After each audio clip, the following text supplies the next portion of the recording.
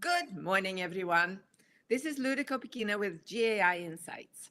Welcome to Daily AI News Review, where we rate the news important, essential, and optional, saving you time, and also pointing out the critical use cases and trends that you should be paying attention to. All right, we have a lot of articles today, interesting things from where OpenAI is with getting its next model, scaling laws for LLMs and the like, simulator for business, various processes. So very interesting set of articles. Let's start with the first one. Ankash, please. Sure, Luda. So the first one that we have for today talks about how OpenAI and other models are seeking a new path to smarter AI as current models have hit limitations. Yes. What do you think about this, Adam? First of all, tell us what's happening. So, so there's been a few things going on recently around potential delays with OpenAI and shipping new models and what's going on with GPT-5. And there's a lot of talk, including with former employees of OpenAI at the high levels who have moved on to other organizations. And mostly, though, it's making a broader point, which is about, as we've discussed on here before, the new model from OpenAI, the O1, uses reasoning in a new way, which allows us to get out of just needing more raw compute to train a model and into this stage where allowing the model more time to do inferencing actually affects the quality of the result. Further down in this article, there's a really good quote.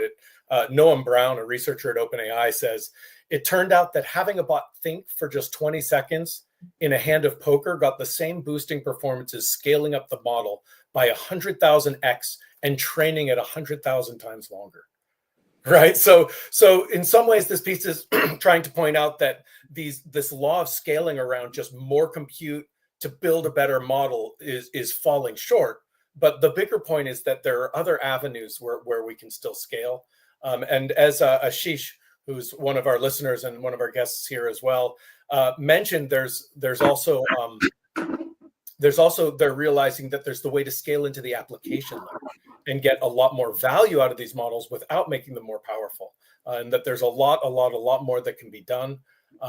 Overall, I'd say it's probably an important point for our readers to understand.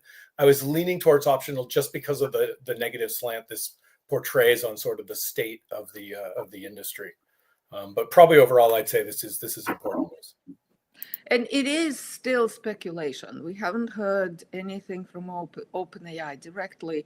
It's a sense that the community is getting that there are limitations to scale in the way we've been pursuing it, but it hasn't been really confirmed, or has it been? Yeah, I'm on the fence between optional and important.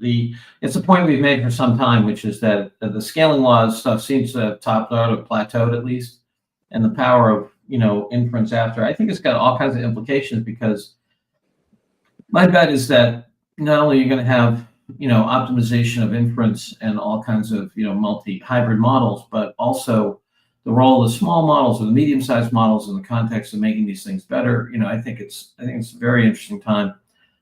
Still lots of progress, but it's going to come from a different place. Okay, so sounds like optional. Paul, anything to add to this? Yeah, I don't know. I find this gossipy, but I've received probably 20 emails in the last 3 or 4 days asking us about it here. So I think Adam, a software company has a slip in a release. Oh my God. Stop the presses here. I think so. I don't think they're having a slip in a release anyway. They're not releasing it till they need to. So one, I think the delays, I don't think, are due to limitations in the development. So yeah, I think that the expectations are wrong. I think second is, I think this gets a little more to the point that the Liquid AI founders are saying that the fundamental architecture OpenAI was to take a single train algorithm, just plow more CPU compute in it, and it's going to start hitting the wall here, versus an architecture that they and others are going after that's a lot more flexible here. So I think that's more important. I think that's a notable thing. But I think at the end of the day, we're still in a transformational age, and the goal is accuracy and energy efficiency. And if they do that with multiple models and small models and reasoning, who cares? Yeah. So, I think it's just a nonsensical thing, but I'm just surprised how much energy there is about this. Well, I think that I keep going back to the analogy of operating systems. If you think about the history of operating systems, and I don't know much about it, but I know a little bit.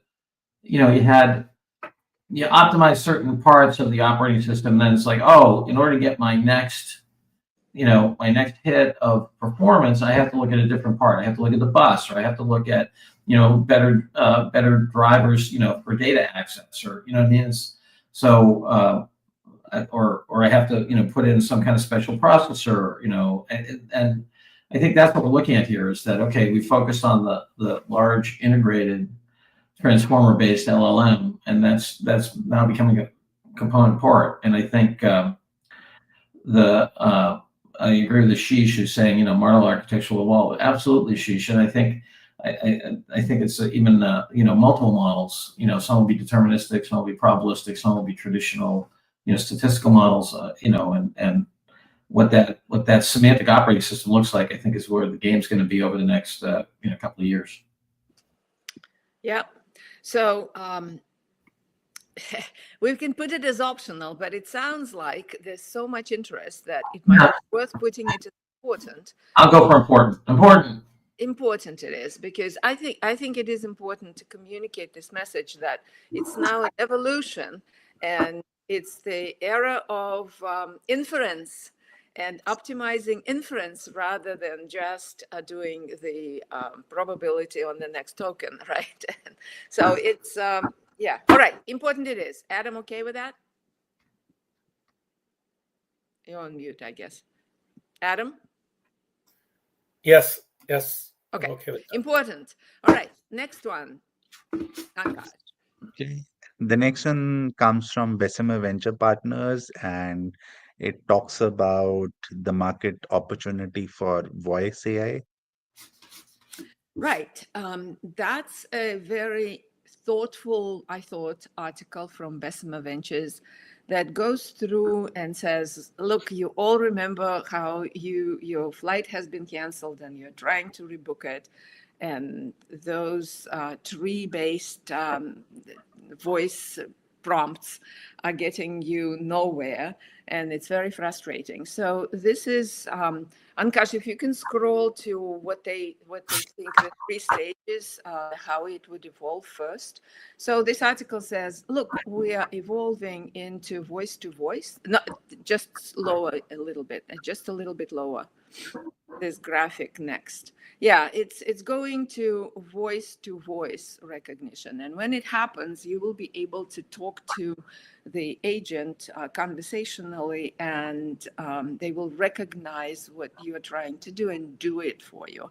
So it seems like it's a vision, but they're claiming that the startups are already paving the way to get that vision a reality. So Ankash, now you can go to the map, and they've put together essentially a stack of all these startups that are doing it. And if you put several of these architectures together, there are startups that are doing it in medical and inventory predictions and the like. So this is actually happening. So I rated it as important.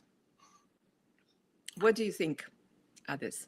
Paul, John, Adam? I'm there for important. I think that there's a lovely statistic in here. 65% of calls to small to medium-sized businesses aren't answered. I think it's interesting with the PC. I think what happened is we carved out a lot of support staff. So executive assistants, secretaries, middle managers, all that stuff are gone from a productivity perspective. And a lot of times, that indirect labor actually answered phones and did a lot of follow-up and so forth. And I think that putting voice back in there, because I think a lot of people experience sending an email in somewhere or putting something on a website and not being able to get a human on the phone, sending an email in and you just don't feel like you're ever going to get a response. I just think that, and as we've said many times, conversation is the operating system of humanity, right?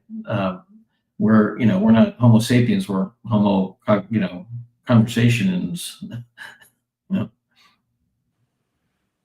Paul, Adam, important. Yeah, I would agree. It's the number of businesses that this can impact, right? And it's coming fast. If people aren't already tapping into this, they should be thinking about how they can. I can definitely support that. And Lud, I definitely argue important as well. I think it's always instructive for me going to San Francisco and taking a Waymo. So the thing that we always debate, what's safer, an average Uber driver or a autonomous Waymo? And I think we use the same analogy for customer service. What's more satisfying and higher NPS, the average, call center rep in India for Citibank, or a much more autonomous Gen AI driven native thing that's also emotionally intelligent here? So I think there's massive transformation of efficiency and NPS for call centers in the next 3 or 4 years. Yeah.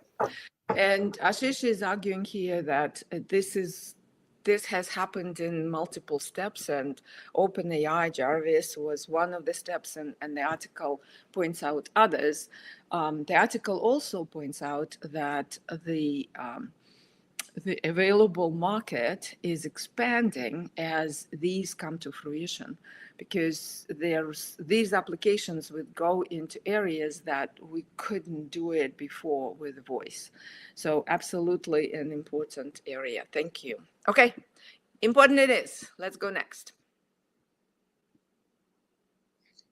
Okay, the next one that we have comes from Quen 2.5 coder series models, which are powerful, diverse, and practical.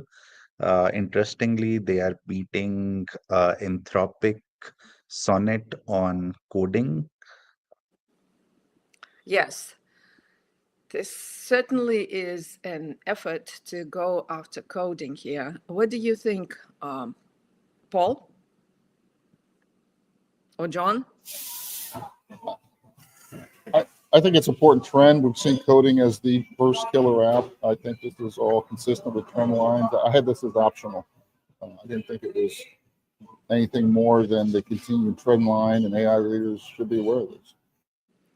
Yeah, I was on the fence for two reasons. One, these relatively a whole family of small models look pretty good against a lot of the benchmarks. The other thing is that I think this is one of the really active fronts of the AI war between China and the U.S. It's so smart of the Chinese to be going after coding.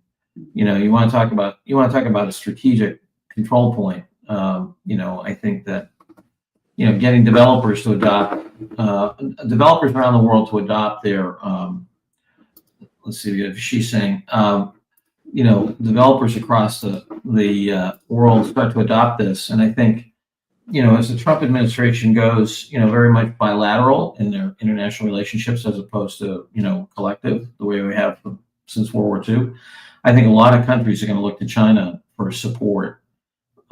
And I think we're going to have a lot more decentralized AI. So geopolitically, I think this is really important. So that's why I'm on the fence. I think it's interesting, John. I think it's a use case that we're seeing that the small models are specialized for coding are making such progress here. And I think the open question for me, Adam, we're going to see the same thing in other functional areas. We're going to see a bunch of small models optimized for customer service, that really models optimized for your doctor visit here. And it certainly seems, I think, a lot of the research and trending is that's kind of where we're going. Yeah. And that fits into the model of the agentic systems, right? Where you have certain agents that are responsible for certain functions, and then you have fine-tuned models that they can deploy as they need. Yeah, but I was going optional. I understand the geopolitical situation. You're right. Coding is a great market. However, the results, okay, they are in sync with other models. Not super. They're focusing on it, and so that's an important message.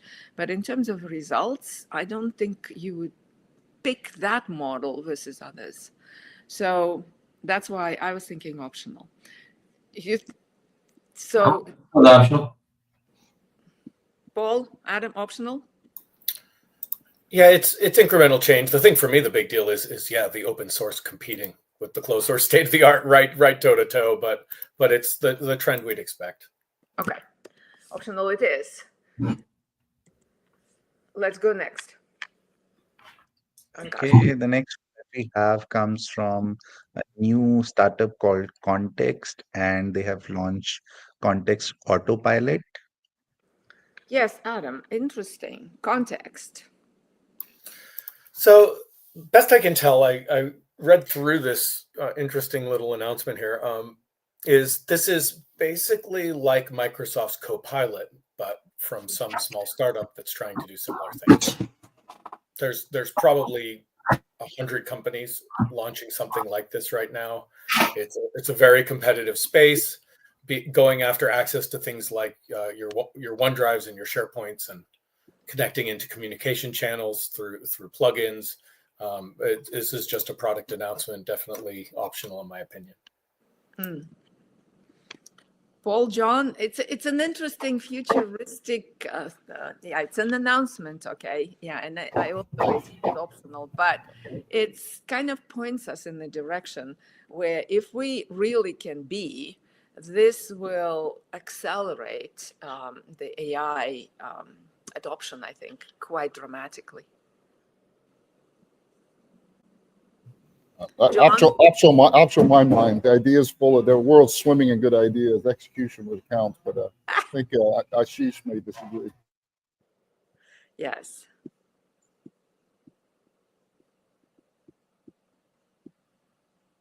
Oh, he's back on coding.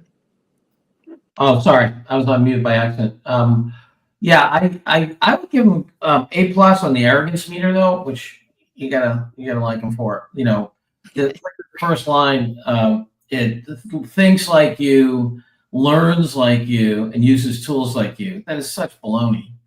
Anyway, so Okay. All right. give him an A lot optional. of skepticism here. Optional it is. There's no, they don't back that up with anything. No, that's true. It's a vision. Yes. All right, optional it is. Let's go next, Ankash, please. Okay, the next one is a research paper which talks about scaling laws for pre-training agents and world models. Yeah, it comes from Microsoft. It's a very deeply technical paper. It takes some time to get it. I think I will allocate some time to really understand it. I rated it as optional.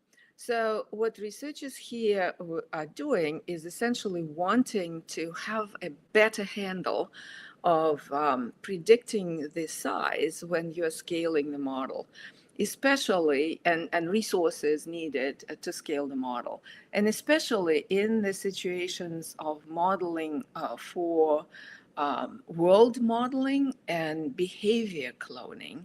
So this is robotics type of applications. And they essentially came up and they focused on not the performance of the model overall, but the pre-training loss. So in other words, trying to correlate the effect of scaling on this loss. And if they could get a handle, then they can get a predictor. And they do. And this graphic actually, now you go up Ankash, there is a graphic, four graphs that predicts the result. This one, right? So they were able to get a predictor by I'm having trouble explaining it, by compression rate of the tokenizer in the world modeling and continuous embedding per observation. So it's, again, very technical way of getting the correlation, but as you can see, they did get it. So optional for the general reader, but very interesting nonetheless, because this is where you're getting a handle of getting a model to fruition without necessarily huge resources. Luda, can I just say that was a incredibly articulate uh, ex- uh, explication of a very complex subject. I thought it was very well done. Well, thank you. I have a degree in math. That's maybe why, but it took me it took me some doing, and I still didn't quite get all the stuff. I'm sorry, but thank you. Pretty good, I thought. Anyway, thank you for that. Yeah, I mean, in the land of not as sophisticated analysis and understanding, well, basically they're saying, hey, look, model architecture and amount of training affects outcomes. It's like, yeah, cool. I think that I think, as you say, Luna, for the folks who are deep into it, this is huge, right? Because the understanding what the cost will be as you do these different models and where the control points are to drive those costs and performance are actually material, because on these big models, they're spending millions, tens of millions of dollars an hour, training them. So the economic and strategic value of this level of understanding, I think, is significant. But as you say, for the normal reader, I think this is good reading for people who are deep into model training. Yeah, yeah. And I think I give kudos to Microsoft. This is a very powerful team, very powerful piece of research. It will have great implications in the field of robotics, but it's really not for the weak at heart, technically. Okay, optional it is. Let's get next. Okay, the next one is again a research paper which talks about Tiny True. So these are LLM-powered multi-agent persona simulation engine. Okay, what do you think about this, John? Yeah, I thought this is kind of fun. I rated it optional. But the idea of basically creating a cadre of roles that these agents play when you're in a business, the advertiser, the software testing, that brainstorming thing. I think this whole notion of what it means to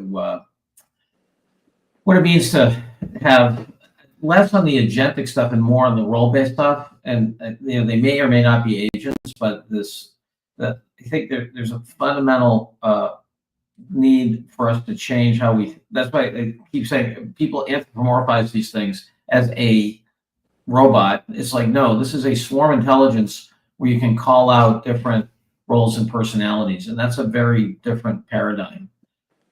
So optional on the actual article, the idea of having role-based assistance, I think, is very powerful.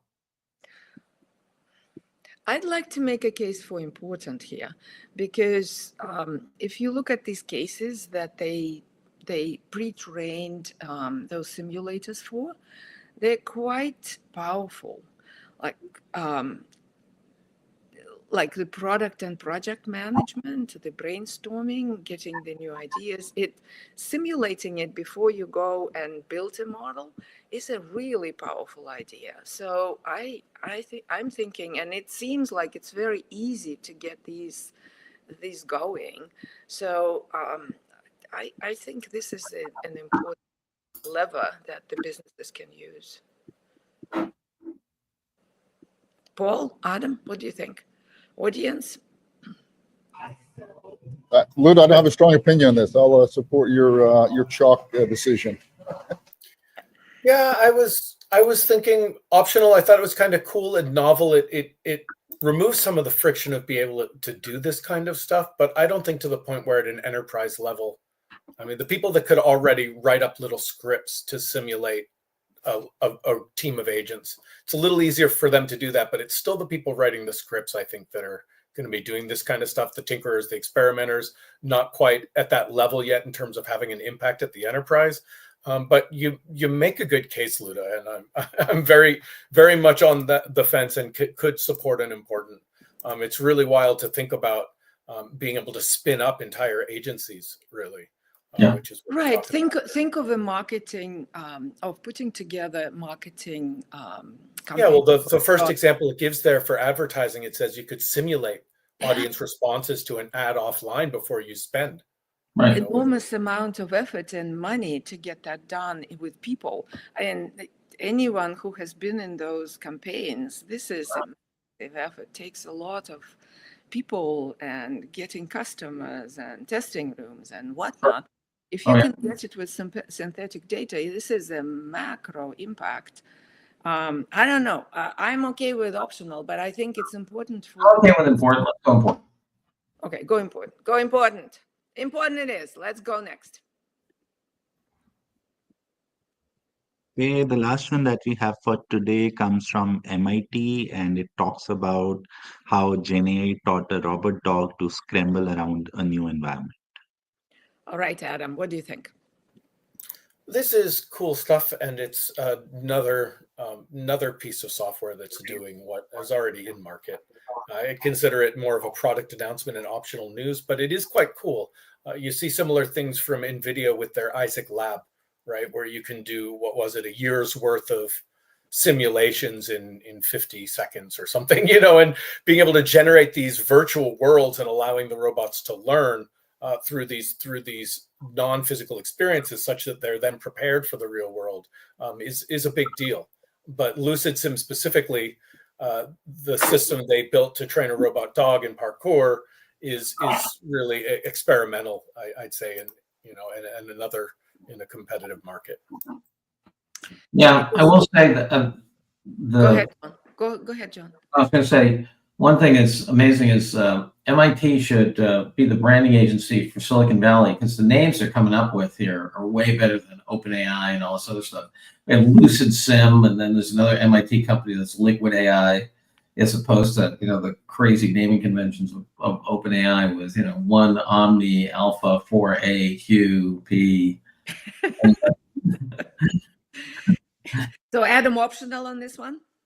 Yeah, I will say though, they've used the robot dog from Unitree, and Unitree is also the company that has the most affordable home humanoid that you can buy on the market. I think it's like 15 grand or something. So that's a name, if you haven't caught on to in the robotics field, pay close attention to Unitree.